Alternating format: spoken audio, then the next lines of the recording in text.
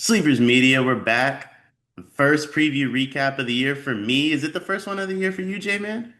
It's first one of the year for me as well. The first one of the year for Dion, the first one of the year for J-Man. Special moment because it's our Yeah. Blue Devils, the Brotherhood. It's Duke, Texas. It's Sean Miller, John Shire. It's Cam Boozer against 27-year-old Tremont Mark. Um, by the way, well, as we record this, just so everybody knows, Queens Winthrop is on in the background for both of us. Trey Man's little brother is on Queens. That is crazy. I officially, between him and Tremont Mark, I would like to put myself in charge of fixing how old you can be to play college basketball. This is getting out of hand. He looks just like him. It's Trey Man 2.0 on the court right now at Rock Hill. My TV is literally behind my laptop. So if you see me look above my camera, it's because I'm watching just clank after clank and then offensive putback after offensive putback. Yeah, so I wish it was actually clank after clank. I have the under, and I mean they're just scoring way more than I think they should, but that's neither here nor there. Let's get into a little Duke, Texas. Um, I want to talk about a few different things when it comes to Duke, but the first thing I think we have to talk about. What do you think the starting lineup is going to look like? Who's at the point? Who's at the three?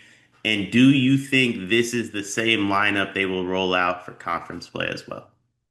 I don't know if it's the same one they'd roll out for conference play, but I think it's the same one that we've seen for the two exhibition games. Foster at the one, Isaiah out there, Haminia probably at the three with Cam Boozer and Gongba. But I think when conference play comes around, I think Dame Sar could pencil in, slide into the three spot. I'm really high on his potential.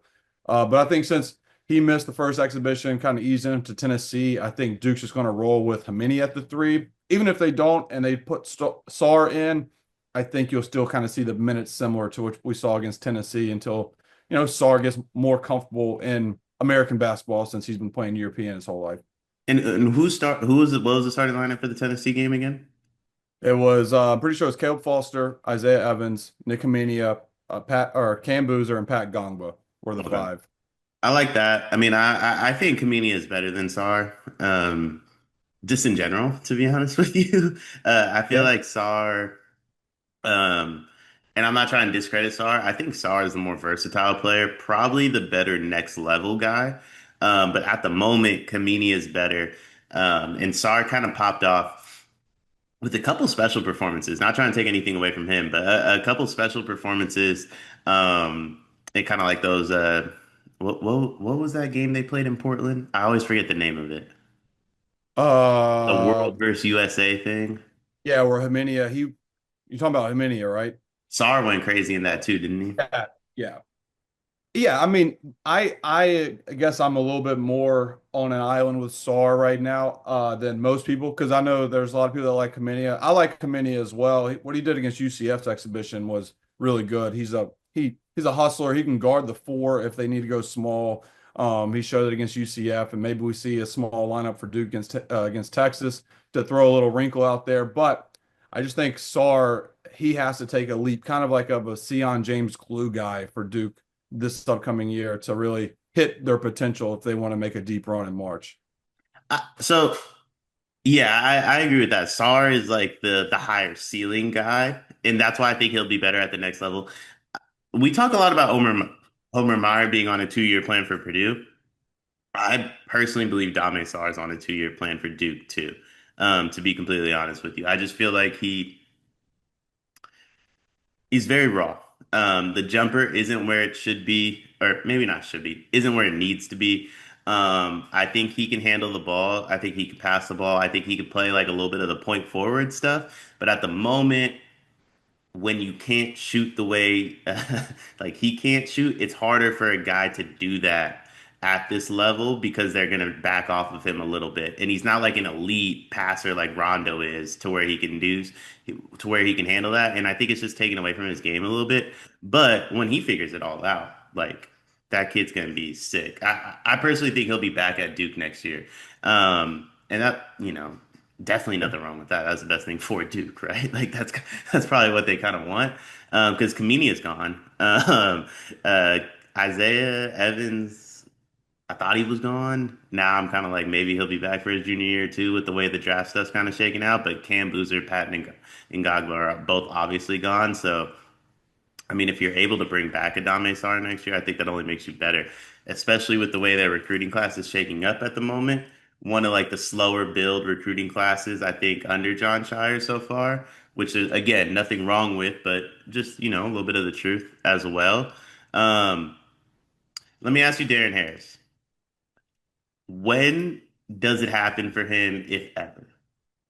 It'll happen. It'll happen. He has too good of a shot and too quick of a release for it to not to happen, to be dormant for so long. He was 1 of 6 against Tennessee from three, but honestly, this is why you play the exhibitions to get guys that are uncomfortable with a lot of minutes comfortable in those situations. And so I think you'll see him progress to where he might have a not like he'll show up as Isaiah Evans did against Auburn, like that type of competition, but maybe it is a pretty good non-conference game to where you're like, oh wow, Darren Harris, like three threes in the first half, and he finishes with 11 points, but those three threes were a confidence booster for him to get over the hump for this season. So I have Darren Harris stock. I think he's going to be okay. He just needs more in-game reps because he didn't really have any last year as a freshman. Okay, yeah, I mean, I'm not out on Darren Harris, but like he feels like a guy that it won't happen at Duke. I'll put it I like don't that. know. I don't know, Dion. I think it could be. I think he has the size and he has a nice little midi, and I think he just has to have I think he has to continue to grow his confidence. I don't know. I like Darren, and that could be. I'm J Man's takes for a reason because there's good takes and bad takes. This could be either or right now. So can my Dame Sar one. No, I really, really, really, really, really like Darren Harris. I think he's constantly going to get recruited over at Duke. That's my honest opinion. It has nothing to do with him. It's just like 5 star after 5 star after 5 star after 5 star after 5 star. Like if Dame Sar comes back for his sophomore year, and then you have a Bryson Howard. Who knows who else you get in that class? Who knows who else you bring in through the portal? It's just like year after year, there's always going to be somebody better. And that's not saying anything about him. That's mostly just like that's what Shire does, right? Like unless you are I mean, honestly, unless you're a lotto pick as a freshman, like you're not really you're not really playing on this team too much, right? And then if you're not a lotto pick, it's there is room for sophomores, juniors, seniors to play on this team, like an Isaiah Evans, Pat Ngagba, or I guess Caleb Foster. Respectfully, we'll get into Caleb Foster here in a second. But like for the most part, you kind of just get pushed down a little bit more, a little bit more, a little bit more. That's why I kind of like Sebastian Wilkins coming in early because it's like he can figure out like, am I gonna have a role my sophomore year, or are they gonna recruit over me? And if they do, I got a year of practicing with these guys. Iron sharpens iron, and then I can go somewhere else. And there's nothing wrong with that. I think Darren Harris is way too good of a shooter not to work somewhere. Probably way too good of a shooter not to get an opportunity in the league. But like, it just might not be at Duke because of how talented the recruits that they bring in are. Yeah, I mean, this is a good first test for them though. Texas is like a very good first a season opener for Duke to see what they got with the young pups and more in-game healthy reps for them as Duke's obviously a 7.5 point favorite against a new look Texas team. We'll get into Texas here in a second. I got a lot of Sean Miller takes, but I want to talk to you about Caleb Foster really quickly. Somebody else. Like I took a bashing from Duke fans early last year before the year started. Duke fans are very high on Caleb Foster, and I said, yeah, he can shoot a little bit, yeah, he can defend a little bit, and I emphasized a little bit. I was correct about both those things a little bit. Um, do you believe anything's changed this year? What are you looking for out of him in the point guard role, and like what improvements do you think he's made to kind of take that next step? I mean, I think he kind of has unfair expectations from Duke fans and from everybody in general, just because they expect a guy to be a point guard at Duke to have like these certain stats, and that I don't think he'll ever be that, and that's not a bad thing. I think he's a good connector. He can be a good connector.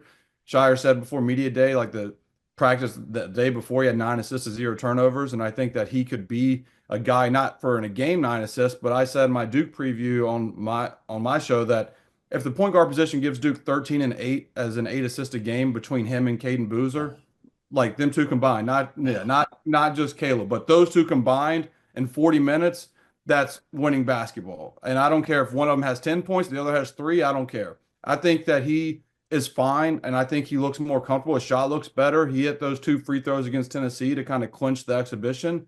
I think that's big. Like his box score is never going to pop, but I don't know. I'm a believer in what a role can be for him, but he's never going to be a top four guy for Duke. It's just not in the cards for him. Almost gave me a heart attack with 13. I saw that. Yeah. I I was like the like, recovery there. that's what we need. Like, there's just no way. Let's start betting Louisville and Clemson to win the ACC, I guess. There's just no way. No, I mean, I agree. I think that's Caden's spot ultimately. If I'm being honest, I love the idea of Caleb Foster getting the run early. It's easier. I said, I say this about quarterbacks, right? Like when you draft a rookie quarterback, it's easier to start Flacco and go to Dylan Gabriel than it is to go from Dylan Gabriel to Caleb Foster. So you start Caleb Foster, and then it's easier to make the pivot to Caden Boozer than it is to go with Caden Boozer and have to admit you were wrong about your 19-year-old freshman. So I like what John Shire's doing. You give Caleb Foster the run early on. I don't want to say they have a favorable schedule, but I mean, it's a pretty favorable schedule, like early on. And then, there's very few teams in general, I think Duke's worried about playing. But I mean, really, you have Kansas, Arkansas, Florida, Michigan State, Tech in the non-con. If you can figure out who your point guard is, I'm not gonna say you're gonna have it figured out by that Kansas game, but probably by that Arkansas game, which I believe is on Thanksgiving. Or you at least have an idea of like the rotation between the two. I think you're in a really, really good spot if you're Duke. Even if it's you still have Caleb Foster starting, but Caden Boozer's cut into the minutes a little bit, and you have a higher understanding of like where both of them are at talent wise. I mean, Twitter, regardless, after Duke plays Texas, is going to be if they're going to the spotlight's on the point guard position, and the Texas game is like against Jordan Pope, against Kendall Weaver. If Caleb Foster shows any sort of struggles, the Twitter's going to go after him. But if he, shows that hey, he scores 8 to 10 points and looks comfortable, then then it's going to go the other way. The pendulum's going to swing the other way. So again, I think the Texas game is the perfect game for Duke to kind of get some answers early on.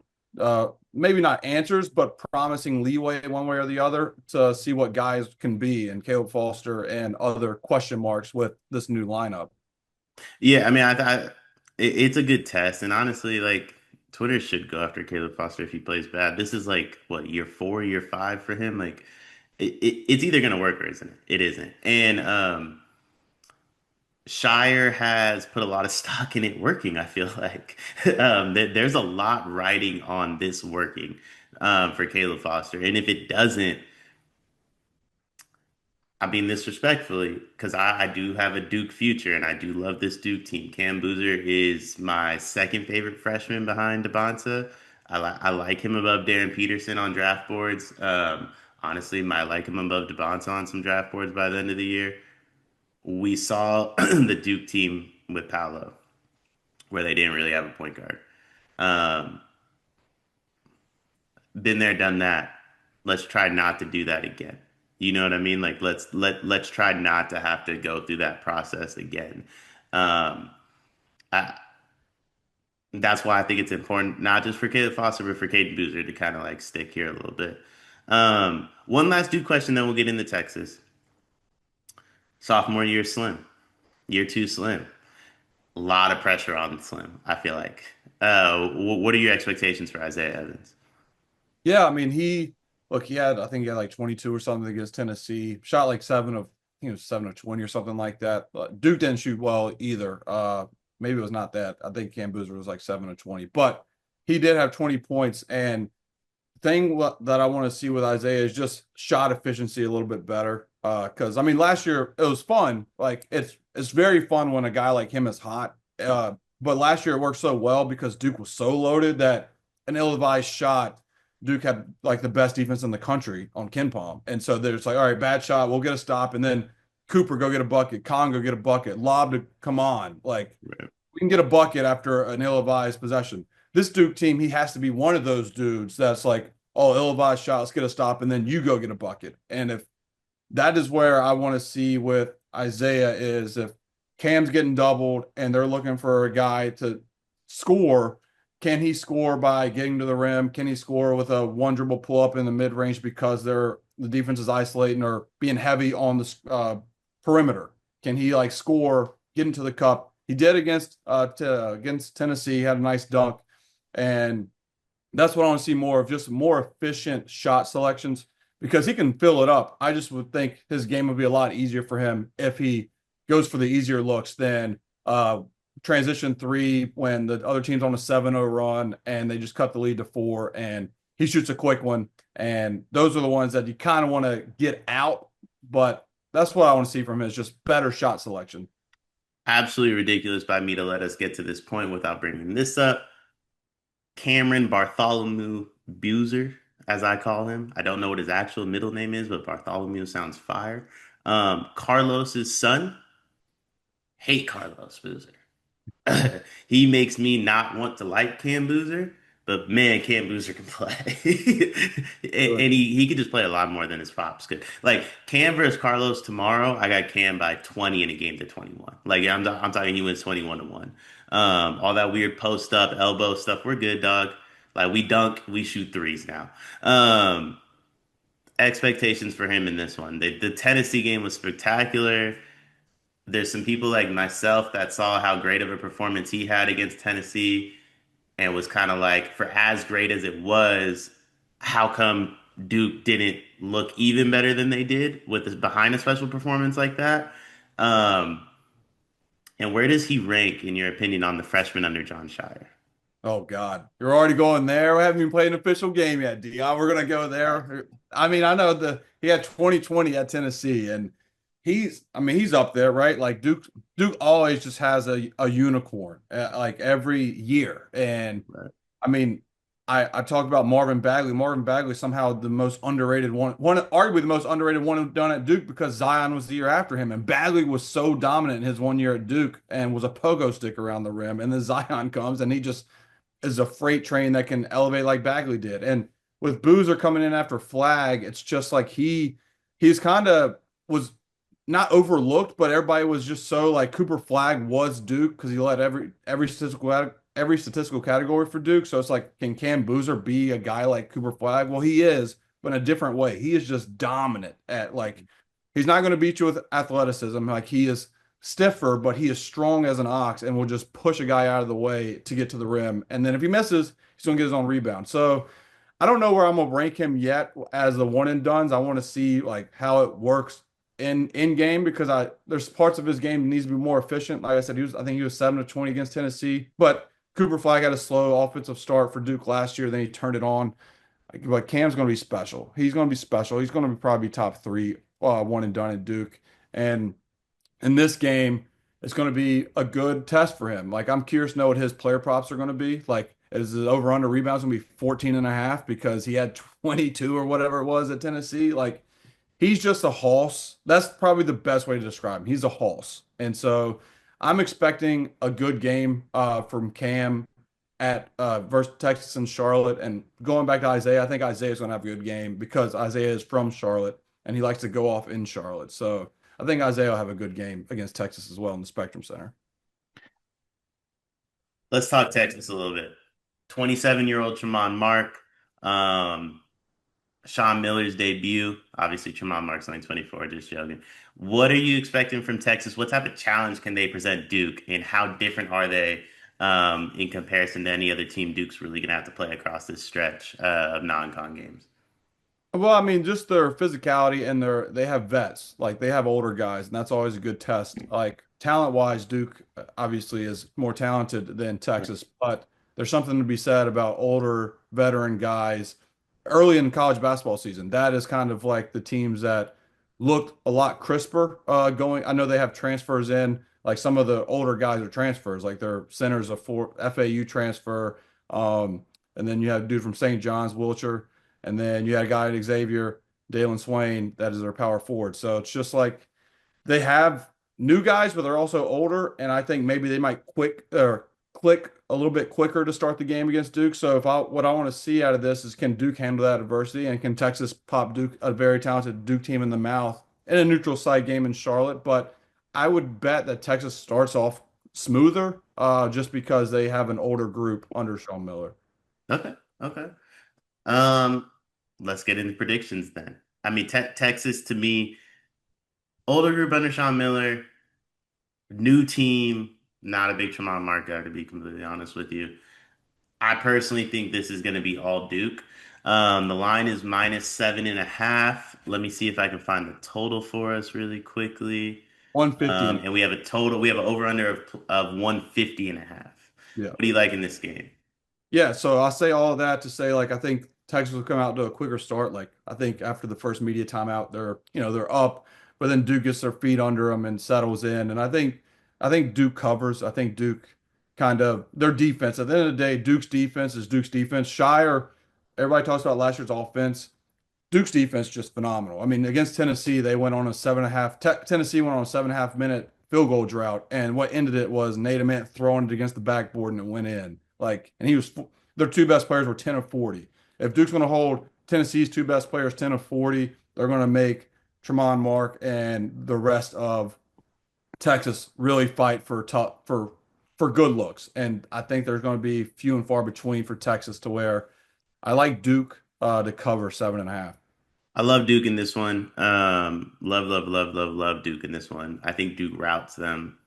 Honestly, I kind of think Duke even gets off to the quicker start. I definitely get where your head's at with like the veteran presence of it.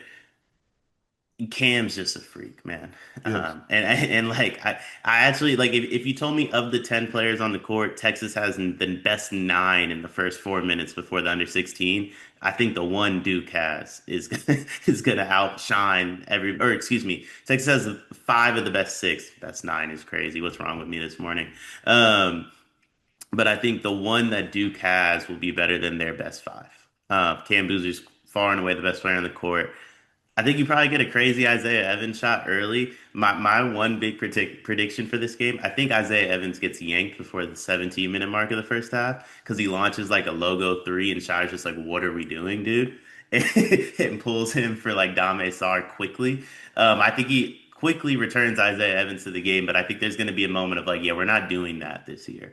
You're not the off the bench spark plug guy anymore. Con Knippel's not on this roster. Cooper Flag is not on this roster. Man's not on this roster. Figure it out. And I think Isaiah Evans will figure it out. But I think you can get a monster, monster, monster Cam Boozer performance here. Yeah, I think the focal point for Texas will be Cam Boozer. So with that, I think if that's going to happen, I think Pat Gongba might have a big game. Pat Gongba had 15 and 9 against Tennessee, and he was in foul trouble the whole scrimmage. So if he can stay out of foul trouble, he can really benefit from defenses really dialing in on Cam Boozer, who will still get his, but Pat Gongba can step outside and hit a three, finish around the rim, and I like that matchup a lot for Duke at the center position against Texas. I like I like every matchup in this game. I'm most excited to watch Caleb Foster, to be honest with you. I really just want to see what he looks like. I think he as well as the point guard position might be the biggest question mark in all of college basketball. Either that, or I guess you could say the three spot for Purdue. I feel like Purdue needs less out of whether it's Jakari Harris, CJ Cox, or my guy Omer Meyer than Duke needs out of Caleb Foster or Caden Boozer, to be honest with you. But I think those are two of the bigger question marks going into the season. And if one of them has an answer, boy, does the outlook look a lot different. Like if Caleb Foster is the answer for this Duke team at the point guard spot, we're talking about them in that Purdue and Houston realm, if not higher. Because I'll tell you what, I love Braden Smith. Um, Duke and Purdue play tomorrow. I think Cam Boozer is probably the best player on the court, right? At least most talented. Braden's probably the better player because he's a senior, has more experience, so on and so forth. But how many players in college basketball are more talented than Cam Boozer? Just Devonta, maybe Darren Peterson. That's about it. Seriously, Cam Boozer could step on a lot of NBA courts and be the most talented guy too. Yeah, it's going to be a fun. College basketball's here, baby. So it's going to be a fun. Today's already going to be a fun day. Tomorrow's going to be, or Duke, Texas, November 3rd is going to be, or November 4th is going to be even better. And I cannot wait. I'll be there, so I'll be watching these two teams. And you know what? Whoever goes off to a faster start, if Texas is, I'm gonna text you that I was right. And if Duke is right, if Duke goes out fast, I'm gonna text you, Dion, like you were right all along. This is my fault. Hey, we'll see what happens. We'll see what Amen. happens. But no matter what happens, make sure you return here for the recap between me and J-Man. Like, comment, subscribe. We'll be back.